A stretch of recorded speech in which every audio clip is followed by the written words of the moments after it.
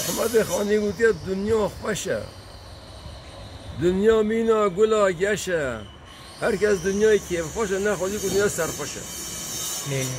ده سرخوش اونو کوره هر کس میناست که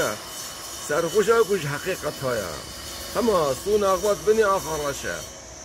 ما رو دیدیش که نهره چاوه راشه محفظه خوبه که جگلت پشتان چاوه خواه نخد دوی ما رو دیدیش کن دنیاش تران نعمت همه چه فایده یا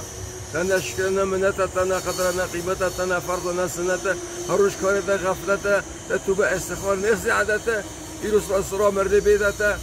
ولی بسیار نواشته ده ویروس شابر مالد نه خالی بحالت حسابا گرم پایته وی تو هر هبی هکی فقیه تیران چه گوتیه؟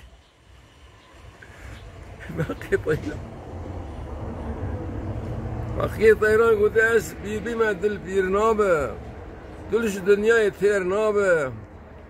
دلش دنیای تیر نابه درد مرنه لورا درمان پیدا نابه دیدنا منو سینه ما حتی قیمت رابه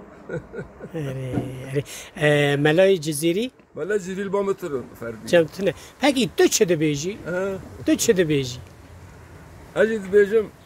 خواهی نفسه گو ای ظالم روژا تا شوی واره تا قلتی سیاه داره بلچه بزربی تبه خاره تا تضاقی تیه دفیدت چی هواره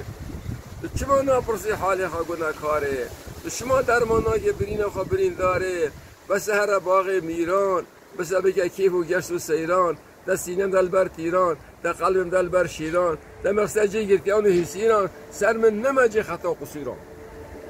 ما شعور شما بنی عرض سرخوت و پیخواست بشاید دو حزیران حزیران رب عزت یا حبیب شفاعت بهجا پوشمام نمیشه غفلت خانه بی درگاه رحمت ای ظالم پوشمام بشه غفلت خوابا بشه درگاه رحمت خودل هر برینه کتی گرچک تو برازی نفسه را گوتیا گرچک تو برازی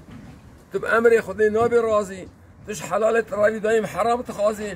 به روی سر داده بین هواره نگازی فکر تو گیون میشی چی خود بی غین رب عزت حبیب شفاعت تدی یاردم شی بخوازی ای ظالم ای ظالم ای ظالم